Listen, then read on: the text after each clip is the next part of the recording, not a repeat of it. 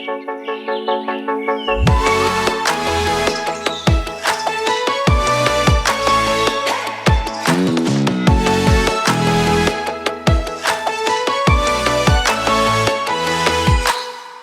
guys, and welcome back to a new episode of Grenzenlos, your dance podcast. We have Manny today here as a guest. We're so happy to have you. Thank you for making time for us. Hi there.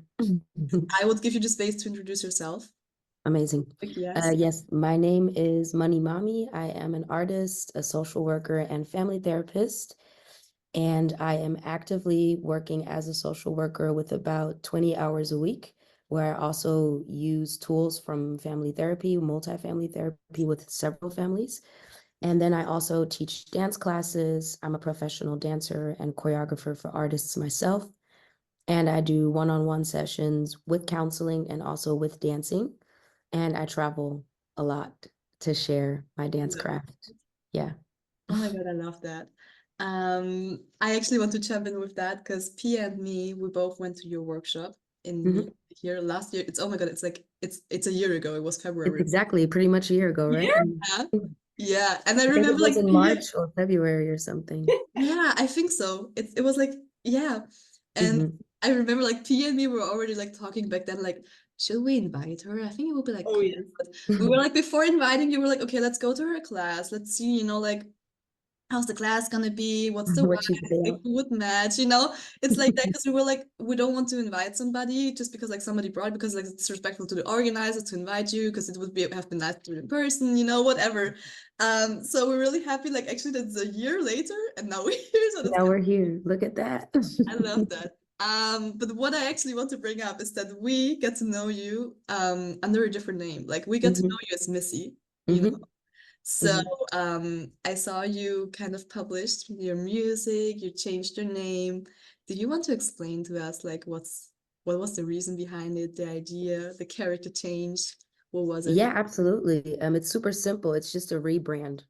It's a rebrand because I am also a business, Mhm. and I feel like letting go is a huge topic of mine personally, and just accepting things how they were because you can't change them, and then work on whatever you can work to make a difference for the future you want, right? And Missy has been my name since my childhood. And Missy Nove is kind of my artist alias that has developed over the past 10 years. And last year, I've decided to let go of a lot of people, a lot of mindsets, and a lot of, beliefs, I would say, and therefore wanted to rebrand. And that's when I decided to use money because one of my besties actually came up with the name Money Mommy years ago. And then we were joking around and we said, yeah, so when I start making music again, I'm going to call myself Money Mommy. And that was a joke for like 2 or 3 years. And now it's actually, yeah, happening. I love that. So wait, you have been doing music already like before? I used to make music when I was like 18, and I also used to sing in a choir in the States in church. Um, yeah, and then it kind of paused for dancing for a very long time, 15 years almost. And now I'm just hopping back into music whenever I have the time and feel like doing it. Oh my God, I loved it. I saw your video and I was like, oh my God, she's doing music. I was like, Thank you. Yeah, it's exciting. It's fun. It's really fun. especially because you can like combine your two art crafts, right? Because the video, like I watched the music video as well. You have a lot of dancers in it. You have like, your choreographies. That's really nice to combine it. Yeah, I actually did the whole thing because I really love like anything that's pleasant to the eye. I like visuals and I like working on visuals. So I also recorded all the parts that I'm not in. The parts I am in, my best friend recorded. Oh, And you did everything yourself. I Wow. did also like the creative, where I wanted it, the outfits, everything. And then on top, the choreography and my performance. So it was really cool to just experience myself in all roles, also because I'm trying to help other people in these roles. So Mhm. it makes even more sense to tap into it, to find it, to then being able to pass my knowledge on to other people in the industry. So, yeah. That's such a multidisciplinary craft. That's like crazy. Always when Yeah. people are like, we're dancers, we're not just dancers, we're like, organizers, Yeah. managers, graphic Like we designers, do we're so much. everything. We do We're so, so much. We're scouting oh, other talents to learn from. You have to yeah. put, like, if you're an aspiring pro dancer, then you're basically in charge of setting your own education, which is wild because we don't get that taught anywhere. The education we choose is always set for us, and it's kind of like choose the least worst. You get something that you really like, and then you have to take something else that is just like, I have to take it. But when it comes to freelance dancing and finding the people you want to learn from, if you're not part of a full dance education that's already finished, you're choosing your own education. I don't even know what to call that, but it's like a crazy job because it's so That's much so true. responsibility. I never came up with that thought. That's actually so great Mhm. because I'm like, of course, you have education, you have university, and you have like certain paths you can go, and That like you can choose from, right? exactly, and the Mhm. material is kind of prepared for you. Absolutely. When And it with comes to, this field, it's like it's so big. huge, Like, so huge. To choose from is yeah. crazy. Like actually, like what we're doing as dancers, we're like choosing our own because like that's I never thought about it like that because it's like actually I also think like it's really easy to get lost, to not know Exactly. where you want to go. Because like Exactly. hence, who do you want to learn from? How do you train? How do you, like train smart without, not it's not about losing time, but you can train smart and not train smart. 100%. But I feel like the most important thing that you said was you get to choose your own path and you Mhm. get lost because you don't know where you want to go. And that's the exact thing because we keep changing where we want to go. If we really allow ourselves to evolve every day and to learn new things and find new perspectives, the end result is going to change constantly because it's going to look different. When you had less knowledge, you had a picture, you get more knowledge, the picture changes. But I feel like because of capitalism and the way we've been brought up, we're not allowing ourselves to fully feel that. So we have an idea of where we should be, but now we're already like externalizing an entire path. And now you can no longer connect. And this is where you feel lost because you literally have no ground under your feet. But the idea is to just stay on a path that feels good, in my opinion. So you trust your gut, you trust the environment that feels good, the people that feel nice to be around. You feel energized after training and not drained, even though you're physically wrecked because you just went 1.5 hours. You know what I mean? Follow these places, and that will ultimately, because it's always coherent with your good gut feeling, that should navigate you to where you want to be in the future with allowing you to change your mind about the final result, but just being in a space that feels good, if that makes sense. Which That's is why, yeah, I find it so difficult because, like, when we get stuck in negative loops when it comes to romantic relationships, we notice it immediately. I mean, not saying that we'll immediately change it, but we notice it, right? And then we have good friends point. who are like, right, maybe we have friends who are like, yo, this situation seems a little toxic. We're always arguing, we're always sad, blah, blah, blah. Our needs are not met. But when it comes to dancing, we don't really recognize our own sabotaging loops and how if we make a negative experience, we feel like this is what we deserve. And then we choose this experience over and over again. And then we come to the real wild section, which is expecting change from the same decisions. So then it gets really, really hurtful. And this is when, in my opinion, we start making bad experiences with dance. And this is where dance loses us Mhm. because then you start having like, I can't do this, I can't go there, I can't take this class.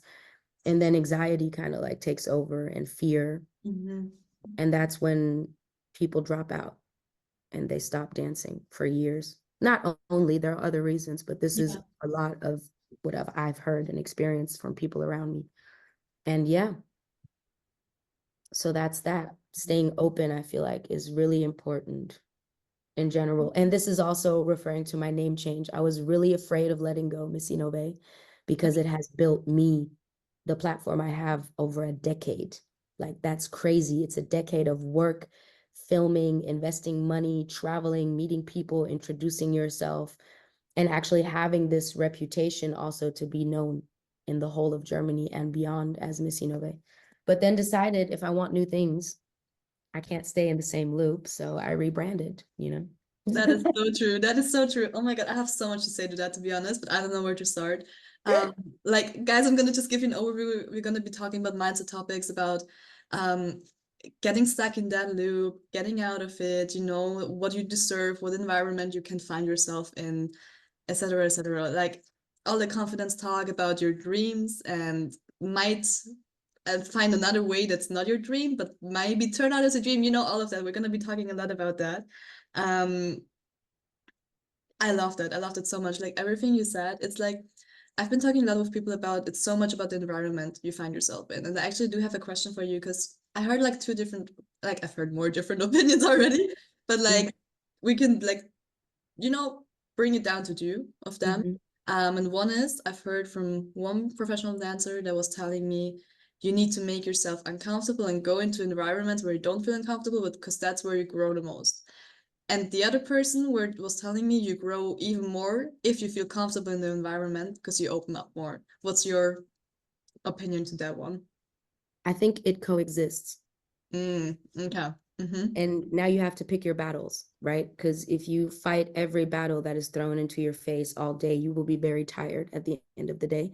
But if you pick the battles that you have capacities for, then you might end up gaining new information, new skills, you know, just improving yourself. And I can use myself for an example. I really struggle with heels because I don't train it frequently, and also because I'm still stretching. And shit's really hard. You need a strong core, you know? And then because I'm not as flexible, when I try to do floor stuff, I still really hurt my knees and I start bleeding and shit. I always pull through, but it's really painful. And me taking a heels class is already me out of my comfort zone and fighting. Mm-hmm. And that's the only battle I'm choosing so far. I'm not going to take a heels class in a suck environment.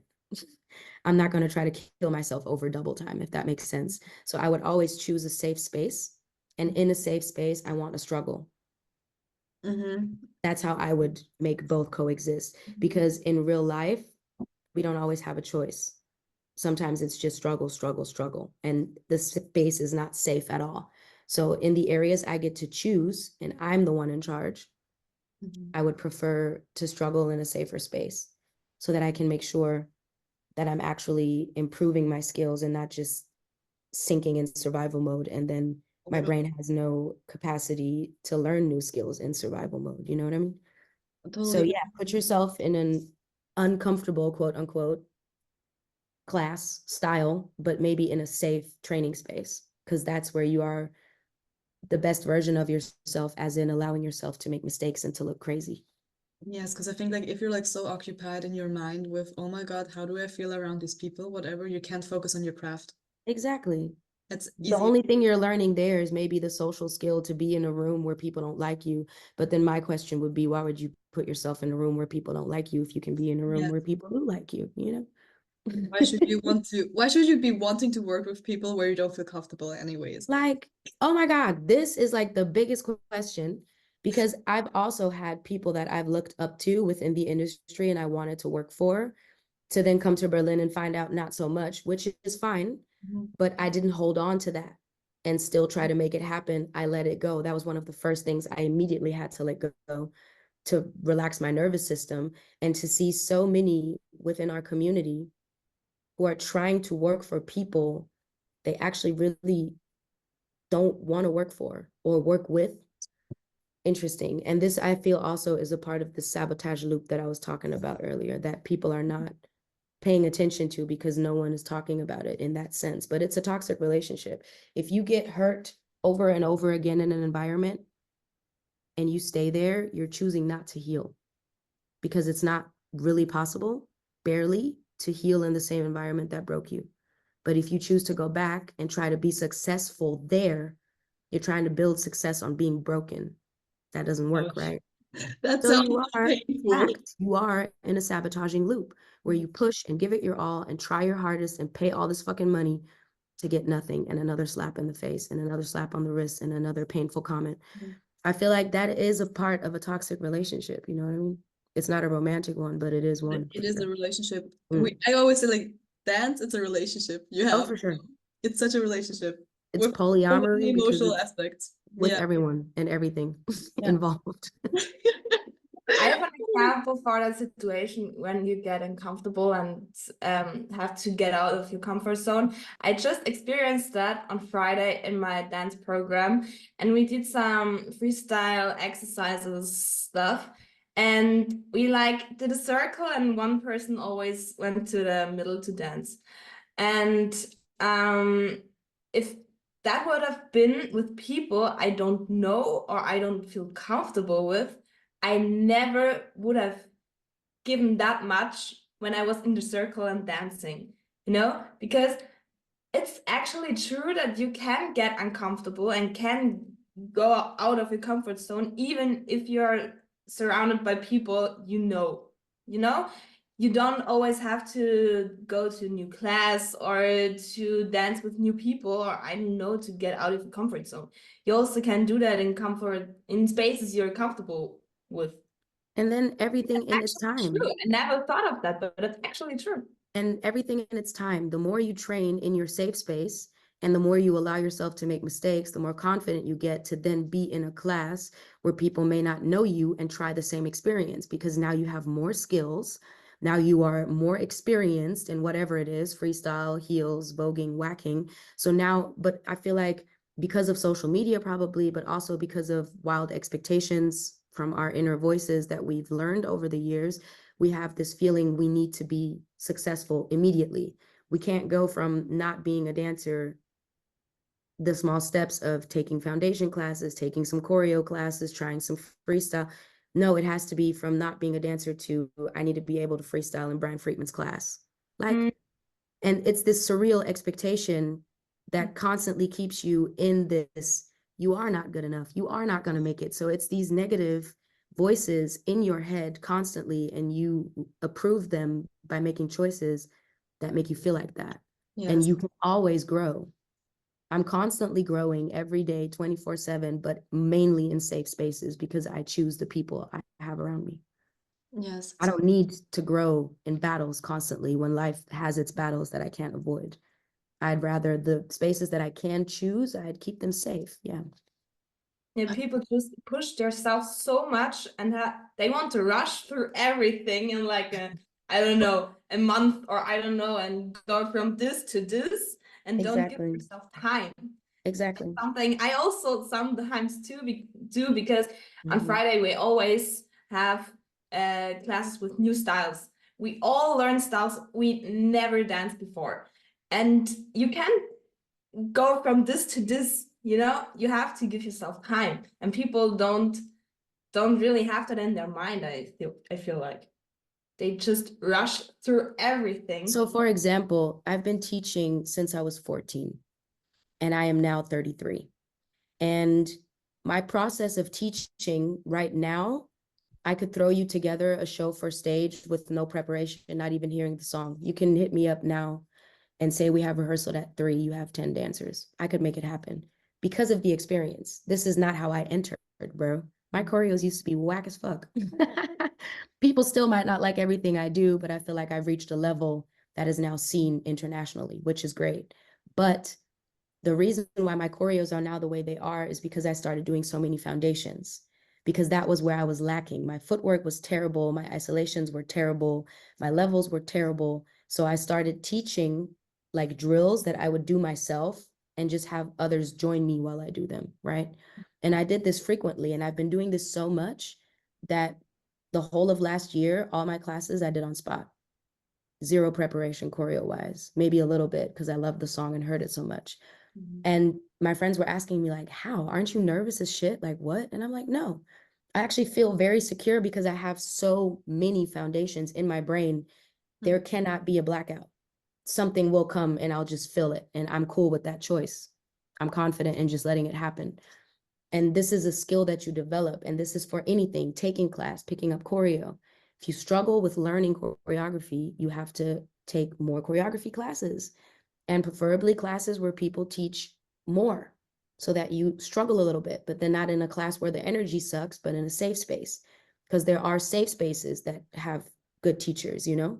It's Yeah. not just the strong teachers and dancers and there's a terrible space. There's both, it coexists. And when you find those spaces, you'll get better because you're allowing yourself to make mistakes and to black out. And that's where you move to the next, where you evolve to the next. And I catch myself doing all these things as well, which is why my coaching is based a lot out of experience, but also the experience I hear from others and see everywhere. So I understand we all have a common situation going on. We're all very similar as individual as we are. We have this exact same struggles. Like my mental health for dancers is the same topics everywhere I've been in the world so far. The same topics, which is crazy. So we aren't that different, you know? We're not that different, no. Mm-mm. I mean, it like often it varies from culture to culture because like, you know, how the scene works. But like basically it's like you said, it's often the same topics. It's always the same topics, to be honest. Everywhere. And I've been to places, it's always the same topics. I need to throw something in because you said you were starting to teach when you were 14, right? I've heard like a lot of discussion about people starting to teach too early, and like this was helping you to, you know, develop your craft, that you can be like, I can do this in 10 minutes if I need to. You stand on the top, because I was having like a lot of this, not discussions, but like exchange with people about that. So I feel like everything can have its space. I was definitely too young to teach. Also, I had zero experience. My dance instructor at the time left for the States and just asked me to take over the team with 20 women, and half of them were twice my age. So it was just wild. And I had to just learn by doing, and I made a lot of mistakes for many, many years, and I still do. I'm just now way more chill about it. But I feel like I also had students of mine teach in my name for my company, Hip Hop Henderson, but everything with guidance. I will not have a 14-year-old just do her thing and leave her by herself, or him. I would make sure that I or someone I trust in this field is observing the class now and then, giving feedback. I want this person who is new to be able to ask questions. I want this person to be briefed in how can you set boundaries in a class so you feel safe in front of this audience. There's so much that has to happen behind closed doors, quote unquote, for that to work, in my opinion. And then it's okay. And then if you label it as that, that's also okay, right? If you have a 15-year-old teaching foundations in hip hop because this person is training it themselves, that's great. I feel like that's something that could work. And then there's the age of the instructor is clear. There's instructor. There's no like, you know, everything's transparent, and then it's cool. But what I find very difficult is if you have a 16-year-old teaching a performance class, because performance from where? From competitions, then label it that. Competition performance class. Because a performance class, people are actually trying to be on stage with Britney Spears and Beyonce and whatnot. That needs, you know what I mean? So we need to start, I feel like labeling is also a problem. Yeah. You can't have a 18-year-old with barely any experience teaching the same heel quality as someone who's mid-20s and has 5, 6, 10 years of experience and has been on stage. So maybe it should be heels foundations. Yeah. Maybe if this person comes from ballet or something, it should be heels technique. Level 1, but no one wants to be a level 1. Everyone wants to be a pro right away. So that's where I see the problem. I don't see the problem in the youth teaching. The younger the people start, the more skills they can develop, as you already mentioned. I see myself in that. But everything needs to be guided, and we need to stay in communication with each other so we don't step on anyone's toes, in my opinion. Yes, I think like that's the most important thing, because like what I see a lot is that people, you know, they point it out, but or like, you know, but it's not like we help each other out, you know. Let's have a talk about it. Hey, that's how you could improve, you know, because we don't want to step on each other's toes, to be like, you know, I don't want to be mean to you, I don't want you to feel bad. Right. Like I think like the solution would be, yeah, let's guide each other, like in what way ever. If it's like somebody to, you know, that has been there before you, or if it's like a friend or whatever. I think like, you know, being a little bit more in an exchange. Yeah, have your friends take class, take feedback. How did I answer questions? Did you feel like I taught this section great? Help each other out. And to the old heads of this industry, like teaching and stuff, I also feel like we don't want everyone in our class. How do you mean that? We don't want everyone from beginner to pro in one class. We have our classes labeled intermediate for the intermediate dancers. We have our classes labeled advanced for the advanced dancers. And if you are not providing 7 days a week, all styles, all levels for everyone, then it's totally fine that someone else also has space in this, if that makes sense. So I would have you, if I'm the instructor and you've started with me and then you start teaching, I would obviously have you do everything I'm not doing so we can both make money. Makes sense. Because Yeah. your crowd is going to be my crowd and vice versa. So now we're just building. But Exactly. then there's this whole competition and money and capitalism and paying rent. So it's actually the way things are set up in our system. It's not meant for us to work together. It's meant to keep us apart. Oh If you my think God, about this thought was just so hitting so bad. it. Yeah. But like we're not Yeah, because meant everyone's to do it. struggling, He was like, you know? Right. Everyone's struggling. So the mhm. struggle is what keeps us apart, unfortunately, in this scenario. And Yes. we've all learned when it gets hard, come closer together. So it doesn't really work out. What I like, you know Sarah and Julia, right? From Yeah. the yes. Yeah, Like lovely the ladies. interview we had with them, they were saying like we're not fearful that somebody can take something away from us because even though Right. there's people doing the same stuff as we, you know, we're still different people. Exactly. Love their thought, you know, when it comes to that. Um, and with what you said, like there's like if there's like a competition between the teachers, I think like I don't know that it's also like you don't like I don't know for me like I'm not in that position, you know, but like I'd rather be in an environment where we would like, you know, collaborate, exchange, you know, than being a competition for each other. Like But the thing is, for collaboration, you need confidence. And here's my thought. This yeah. is a theory. Mhm. This is a theory. Let's go. If you are investing all of your time into your competition and the situation of having competition, what would happen if you would invest all this energy into yourself, your business, and your product, Yes. making sure that your clients and the people who are interested just want to stay? You don't trust yourself enough to do that, so you attack your opposers and your competition. This is my theory. And this is all rooted and based in the lack of self-love, the lack of feeling love, appreciated, and heard, you know, because of the surrounding these people are in. Because competition can be so healthy. You're doing a Christmas discount. All right, I'm doing a Christmas discount. And then it's like, okay, so I'm going to do a Valentine's special. All right, then I'm going to bring them a Easter special. But it's all beneficial for the people we're trying to reach. So Yes. we're just basically in competition of making the people around us feel good. That's a nice competition, but we're not focusing on that in this field at the moment. Not a lot of us. A few of us are. And you can also make money and still be fair and make sure that the people who are buying your product are good. It doesn't have to be you're making money and people feel like shit because they gave you their money. You Yes. know, it doesn't have to be that. But I feel like all of this negative competition is really a capitalized state of mind and also a very hurt state of mind, I assume. There's a lot of pain coming from there. Yesterday I got told by somebody that if somebody tells you to stop to do what you're doing or like take a step back because you're not ready or like okay, now that's another topic. It's often the people who tell you that or the people who are insecure that you're gonna take something away from them. Somebody told me that yesterday because there are also like people like I don't want to say above you because I don't like that hierarchy thingy, but like who have more experience, who gonna you know give you feedback, who gonna help you, you know, to make it better. You know, that's the exchange that I meant, and the kind of confidence lack that you mentioned or the insecurity. I think like that's where the negative energy comes from, like you said.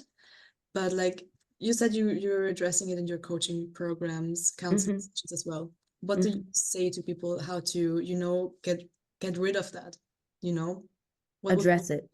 address it? Okay, and what with myself or like how do I Yes. address it? So the only way to get there is through, meaning you have to face whatever comes up in whatever situation.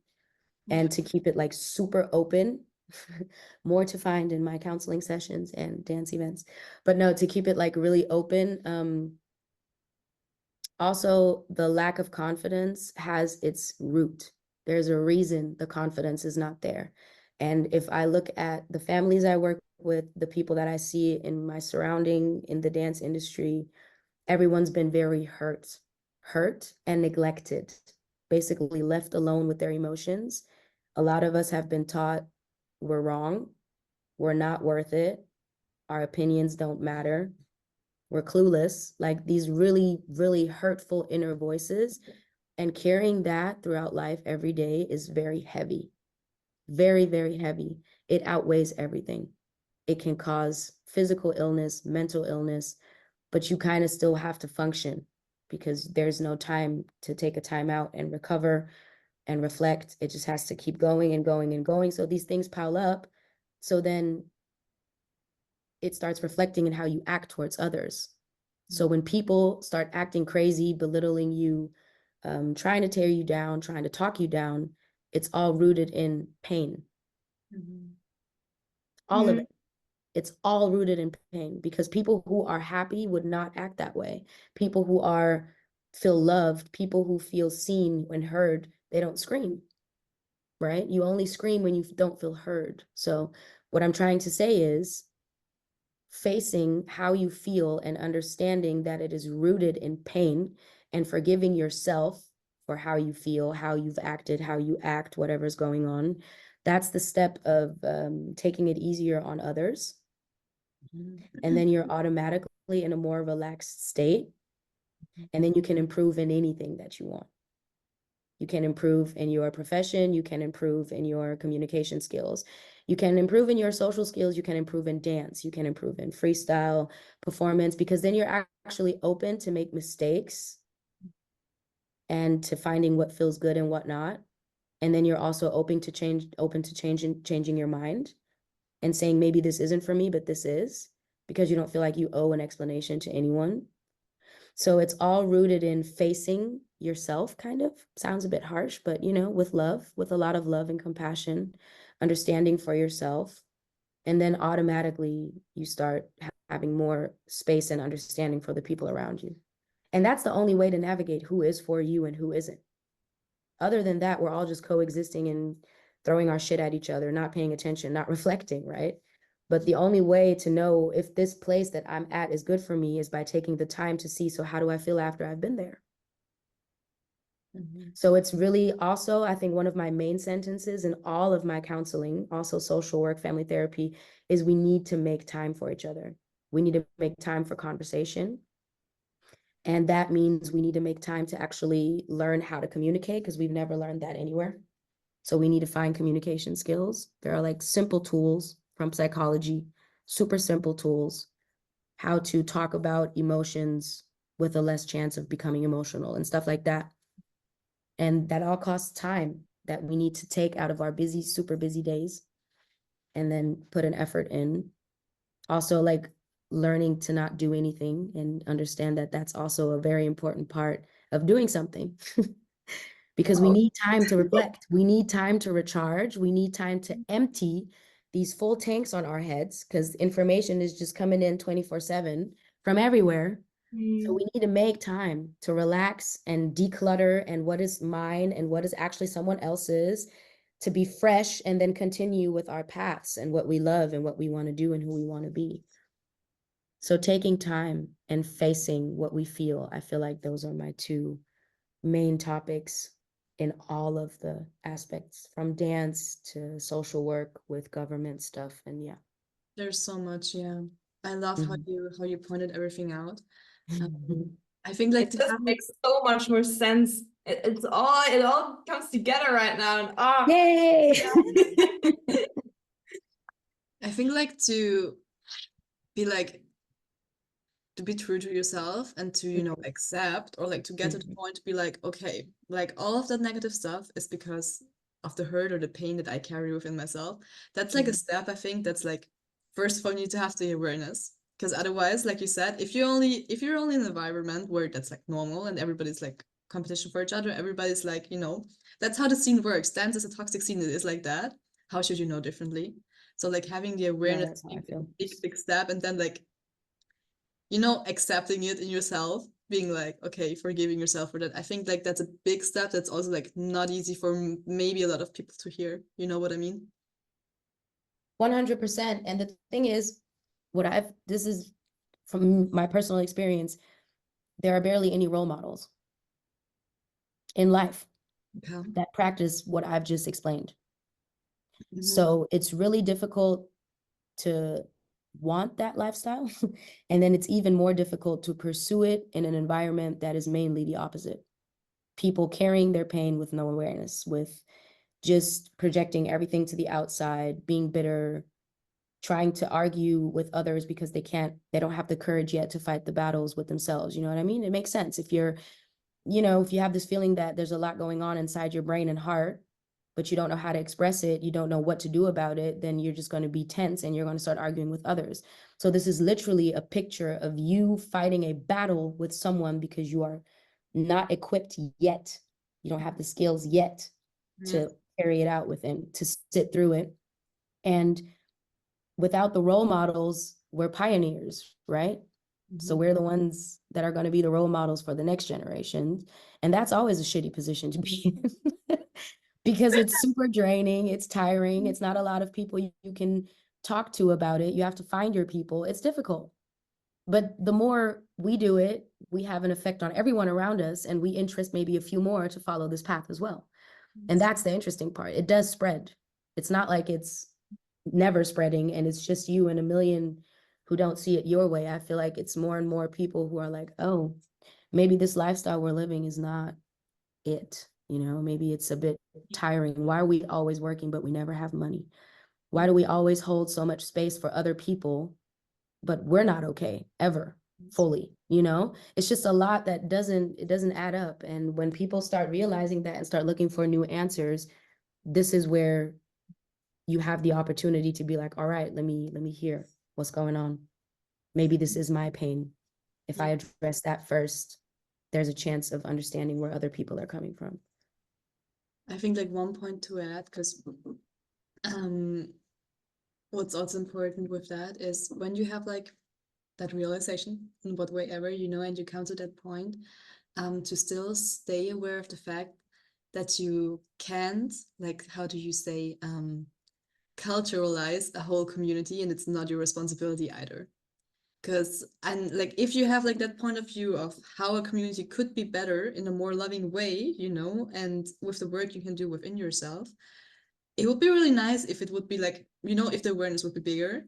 But like, to put that responsibility on yourself, I think that's not like, that's a big responsibility. But leading as an example, living your life how you imagine it to be like the best, being a good example, I think that's like the right point. Because I think a lot of people then get lost in, oh my God, I need to teach everybody how everything could be better. But I think that's like something you're pushing, and that's most, like in my experience, that's most of the time not working. But like, if you're leading as just like, I'm living my life how I think like is a good way, whatever that way is.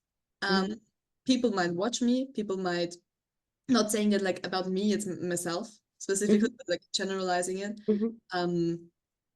Then I think like people are gonna, like, how you say, it's gonna be Get like inspired. Yeah, bedding, exactly. Also, because what I've learned through social work and the multifamily therapy sessions is that you can't force anything on anyone, especially Yes. not in their brain, right? And the patterns that we have shaped in our brains are so stubborn and hard and really difficult to move that it has to come from the person themselves. So what you can do is plant seeds when people are willing to hear you. That's all you can do. And there's no responsibility in doing anything else, in my opinion. We really change the world by having the difficult conversations from a place of love, I feel, as much as we try to just stay rooted in love and speak from love, also when we're angry, also when we're disappointed. And there's no way in teaching, quote unquote, everyone at the same time or getting everyone to move at the same time. The pain that everyone carries is too deep. People are too occupied. There's no capacity, there's no headspace to receive the information that you might have to give. So we wait to have the conversations with those who are open to receive, in my opinion. That will save you. That's a part of choosing your battles, that will save you a lot of energy. And the responsibility to do what feels right for you, and with that, in conversation with others, inspire others to do the same. Healing, working on ourselves, trying to get it together, trying to just not talk about how we would like it to be, but do how we would like it, you know? That's such a big part, not just like Mhm. talking, but actually doing it. Doing. Because you can complain, but where are the solutions? What are the We options? love to complain, right? Yeah, I Like, know. complaining is so easy. And sometimes, like sometimes I call Pia and I'm just like, Pia, let me complain for 10 minutes. And Yes, I'm done. because it's I just healthy. want to get it out. I want to get it out. Let me Exactly. scream it out for 10 minutes. And then I get back to, Yeah, because that's a part of, it's like crying. It's a part of regulating your nervous system. It's super healthy, but it's also a part of reflecting, because now I'm going to tell you what I feel like went wrong. So what needs to be done so that doesn't happen again? It's venting, but the result should be positive change. Yes, because I feel like for me myself, like I tend to, and to not want to feel like all of that complaining or negative stuff. Because I'm like, I know I don't want to be like that. You know what I mean? It's like yes, that's why like sometimes when I call friends, I'm like, okay, let me get it out for 10 minutes. Because I know I'm gonna be saying stuff or like really from a really, really vulnerable space. And I trust you and I want to get it out because I know if I don't get it out, it's gonna be visible in another space with some other people that have Yes, nothing to do with it. And my very friends, of correct. course, they also don't have anything to do with it, but it's a kind of Yeah, days of nice. love where they're like, okay, I'm here for you, scream at me for 10 minutes and then we're fine. Such a safe space. I love that. Yes. I wish we all had that. Yeah. Yeah. Yeah, super nice. This is so cool. Do we want to get like, I love this talk, but I want to get a little bit deeper on the fact that we wanted to talk about like, you have your dream as a dancer and that dream might change. So I'm just gonna start with, there's a lot of dancers that are like, okay, I want to dance with this artist. That's my goal, to be with this artist in the scene. And you know what happened to me? I'm gonna be like a little bit honest right now. Um one dancer, it was like a guidance thingy as well, was asking me, okay, where do you want to go? What's your dreams? I was telling this person I was young, I was just like, spreading all of my I don't know. And this person afterwards was like, it was a really nice person, but the person was like, okay, what if I tell you we'll never be there? I'm like, you know? So that also makes yeah, completely. I was like, my little 14-year-old heart was like broken. I don't know. But like the person was explaining to me afterwards, so it was not like only crushing, but like the person was explaining to me like, you know, the way you're gonna, be developing or whatever's gonna happen, you're growing with people. There's gonna be different stuff coming up to you. You might not gonna be in that space, but there's gonna be other space. So don't only get focused on that one thing, you know? Yeah. Great turn of events. Yeah, That's my much better. broken heart was like still Much better. broken, but like, Yeah, I okay. know, because the intro was a bit harsh, but yeah. Yeah, So, it was a harsh intro, that's true. like with the dreams, let's speak of my personal dreams, I guess. I always knew I was going to be on stage. And I feel like that's a big difference to saying I want to be on stage. I knew the stage is for me because I started performing at a very young age. Can't even remember. I've seen cassettes. I was like, what is this? Your performance with gymnastics. I'm like, nice. And I wanted to be a cheerleader or whatever. I was always singing and performing in my parents' bedroom, jumping on their bed, performing everywhere. Even in like primary school, we did like little shows for the summer fest where I had one song and I would choreograph a show with the girls and stuff. So it's always been that. But I always thought that I was going to be the dancer for artists because that's what for me was the highest thing that I could achieve, or the choreographer of the shows. But now I see so much more with dance because I've stayed open to so many more possibilities, and I've always trusted my gut.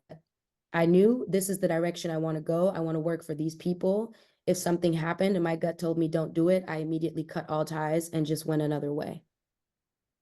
And I feel like that's very important, as into staying open. And maybe it's not this artist specifically because you don't even know which artists are coming out in the next 2, 3, 5, 10 years.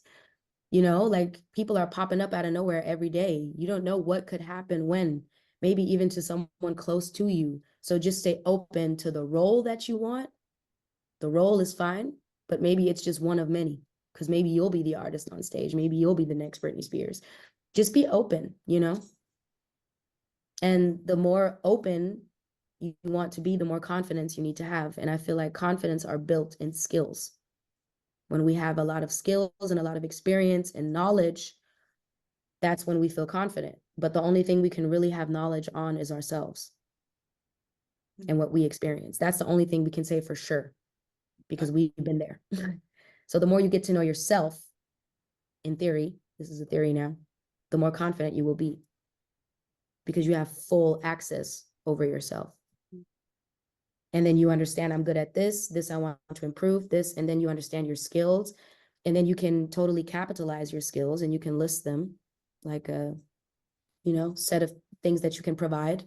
Yes. And now you can start looking into what can I sell and how, Mm-hmm. you know? Yeah. Interesting. I'm just like, my thoughts just like, okay, wow, yes, let me process that for a second.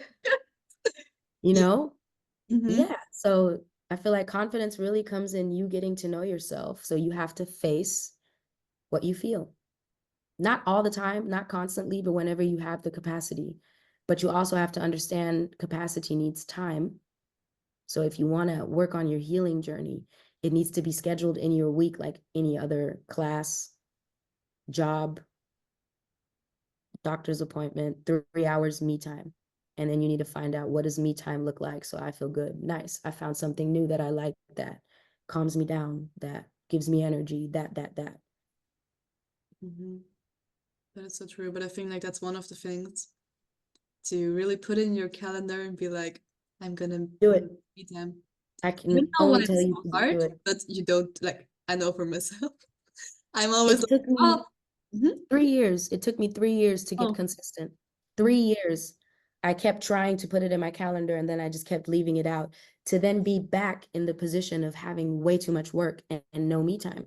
And then I said, fuck that. This is not cool. I'm not sacrificing any health anywhere, inside, outside, for no one and nothing. And now I really take me time. Like, it's scheduled and it's non-shakable. I'll be like, oh, I'm not available on the 24th. Doesn't matter. The job has to pay really, really, really good for me to then cancel that off day. And then I reschedule it. Like I would reschedule a doctor's appointment. If your back is hurting and you can't make it to the doctor's appointment, you won't say, well, and then just carry on. You're going to be like, but can I come Wednesday next week because my back is hurting? mm-hmm. And the same with our mental state. We're constantly suffering because we're carrying around so much. So we need to schedule. And if we can't make it, then reschedule. And the more you practice, the easier it gets. You know, also, I'm like 33. I've been really practicing this shit for a long time, you know? So if you're not 33 yet, give yourself some time. And if you are 33 or older, still give yourself some time. Just always give yourself some time. Patience. We love the patience. Apply patience.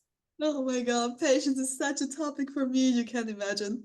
For all of us. Not just for you, for me too, because I also don't know where I want to go with dance or what I want to do with dancing. And I know I don't want to be a professional, but I don't know where to go with it. And to be patient with that, it's like a big topic right now. Because Yeah. maybe you're looking at the bigger picture, but if you start with the smaller steps, so if I were to ask you to give me a list of your skills by February 14th, which is Valentine's Day and a month from today, okay? If I were to do that, then you would probably spend the next 4 weeks trying to find out what you're good at. So you would just trial and error. You would probably run around trying to find out, oh, I'm good at this. Oh, this sucks. Oh, but this is fun. I'm really good at this. And then you would send me this list on February 14th. And then I would ask you, please tell me, Pia, in which of these areas could you apply dance? And this is where you could start using something that you love and that is fun to help you gain more money, whatever, access, blah, blah, blah, success with the things that you're already good at. So then now dance becomes like a plus for everything that you do, instead of saying dance has to be something, if that makes sense. It And feels then like my personal dream right now. I don't You know know. what I mean? Because, and then if you end up like training, because now you understand, whoa, dance in connection with this could really bring me millions. And then you're so great that, I don't know, Carol G calls you and says, hey, do you want to be on tour for a month? It's not, they're going to say, no, I don't want to be a pro dancer. I'm sorry. You would definitely be like, yeah, let's take that as well. That's great for my credits. Dope. I mean, if Carol It's- calls me, I mean, No, exactly, but that's exactly what I always think. Like, I don't want to be a professional, but like, if the chance is here, and if Exactly. someone asks me, I would Exactly. say yes. But So, I don't want. Pia, but then wait, instead of focusing on what you don't want to do, my love, focus on what you do want to do. Okay? Does that make sense? Because you're Yeah, like, I don't want to be, that's great. So then let's not talk about it. But what do you want to be? Focus on that and then just use dance as whatever it does for you right now and see where it takes you. Keep the doors open. Doors open. The ones that hurt, we can close those later, but keep the doors open, you know? Because saying I don't already limits something in your brain. But just focusing on what you do want to do allows dance to grow and just be dance. I love. here we go back to getting to know yourself, finding confidence in yourself with knowing Yes. yourself, right? We're back to the root again. I love that. Oh my God. You know what I especially love about that? It always comes back to the fact that it's not just dancing and skills, it's so much of internal work, it's so much of All of reflection. it. And this is also why, so I had 4 teams. I had 4 dance teams. We were about 60 people and we used to do competitions and stuff. But then being in Berlin and with work and just everything, 2 of them I kind of put on ice for now. And 2 of them are still active, which is Boys Crew and Nemesis. And it's like my pro crew, my strong dancers, my strong people. And we're in all over Germany and Switzerland and Austria. So that's great. And basically, I keep telling people, this is why I've done like 1 audition in 3 years, because it takes so much more to be this close to me than to just be involved in dance or be a great dancer or pull up to my class 2 times a year, you know? And this, if this goes for me, I can guarantee you this goes for everyone, right?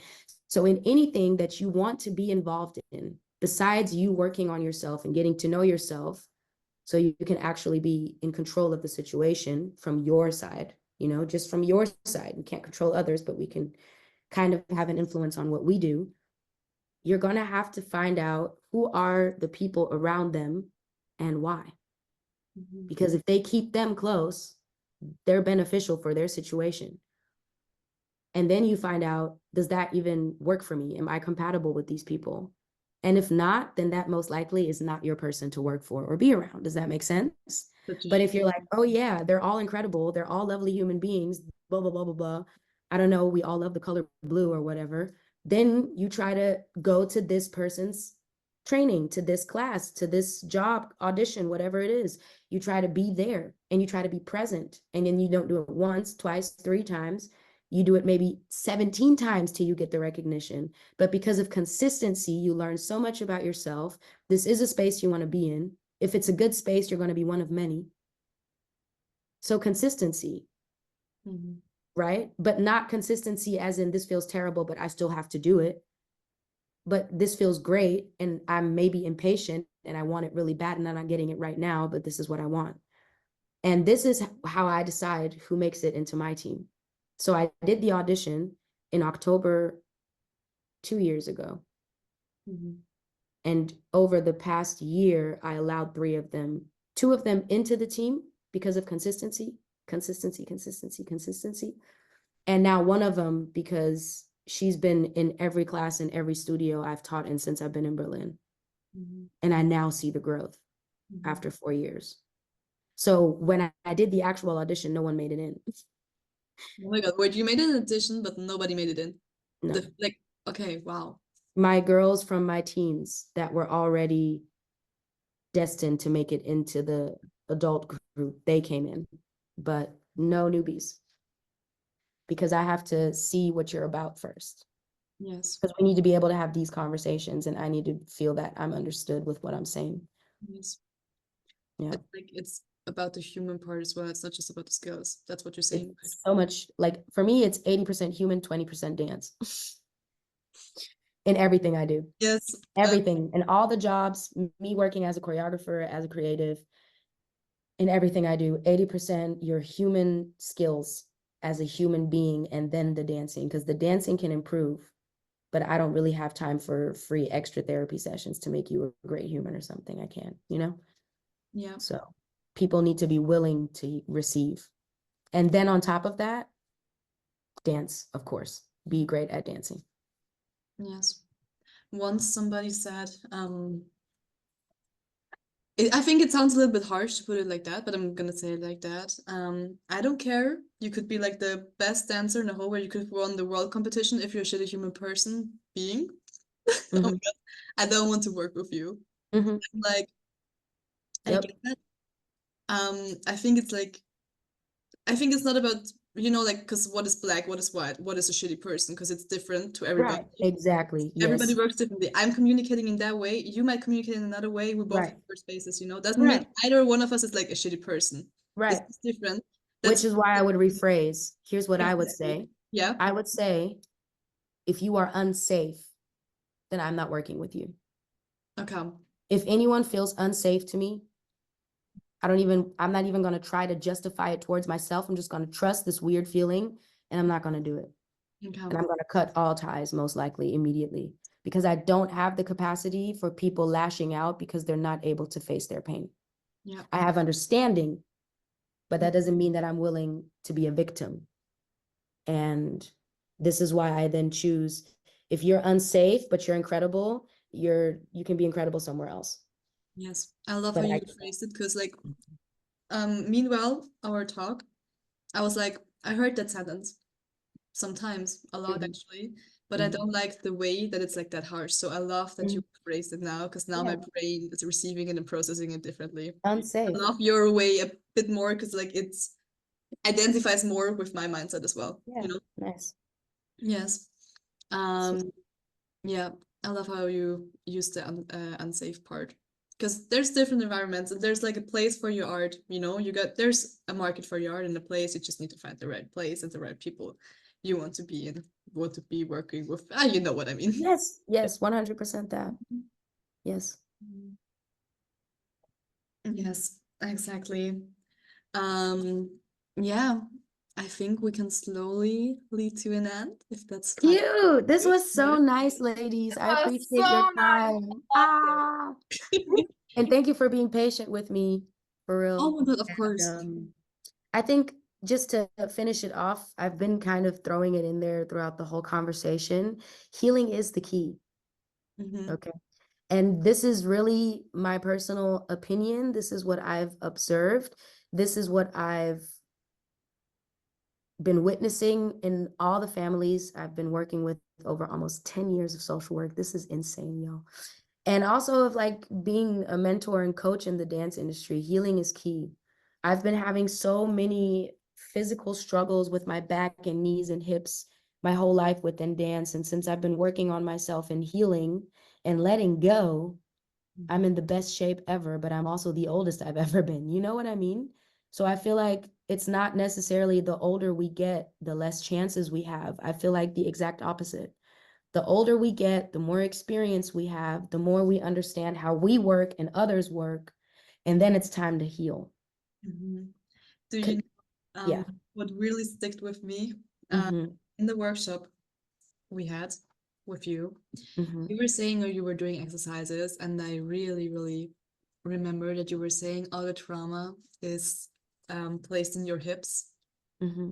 And I remember those exercises. I actually wrote them down because I was like, I wrote a lot down in that workshop. I love the workshop. Nice. It's so good afterwards, to be honest. But like, I really remember this point because I was like, oh my God, okay, my hips. Let me free my hips. I want My to hips take were it all so off. tight. You know? They were like squeezed together. My booty cheeks were like squeezed together. Yeah. And the more you work on it, like the better of a dancer I am today. And a person, obviously, not just dance. So, okay, my one last sentence I would like to give out for all the dancers, okay? Please go If ahead. you want to become a better dancer, become a better human being, because it goes hand in hand. Oh, yes. All the things Oh you my God, work on yes. in life will help you in class.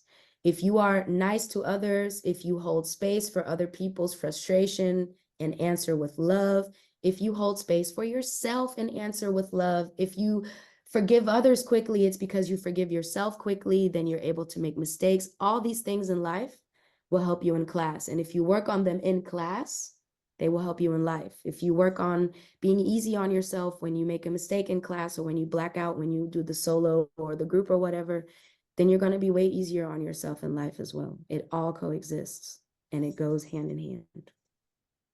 I love that. That's a perfect way to end this episode with. Yay! Amazing. Okay, thank you so much for making time. Absolutely. Everybody that is not yet following you on Instagram, we have you linked everywhere. Amazing. Yes. Is there anything else that you would like to, I don't know, a website, a TikTok page, whatever, let us know. No, just Instagram. You can find everything on Instagram. Amazing. Okay, thank you so much for making time. Thank This you, was lovely really- ladies. It was so cool. Great way to start this day, and the sun just came out. See? Oh my God, yes, in Vienna too. Woo! I love it. Well, I love it. great. So guys, you know where to find us. Yeah, Instagram, YouTube, every podcast platform you can imagine. You know where to find us. Also TikTok. We Great. have TikTok as well now. We are really happy if you want to give us like a 5-star recommendation if you feel like it wherever you can. And yes, otherwise, Pia, do you have something else to say? Is there something? I'm happy with this interview. I loved it. One of my favorites. Not lying. Really. Yay! Yeah, Pia, we don't pick favorites. You can't say that. Sorry. She said one of, though. Could all of them could be her favorite. Yes, it's like at each new interview, I think, oh my God, there's so much new to learn. See, so many perspectives. What happens when we talk? So thank you for providing this platform. This is super special and important.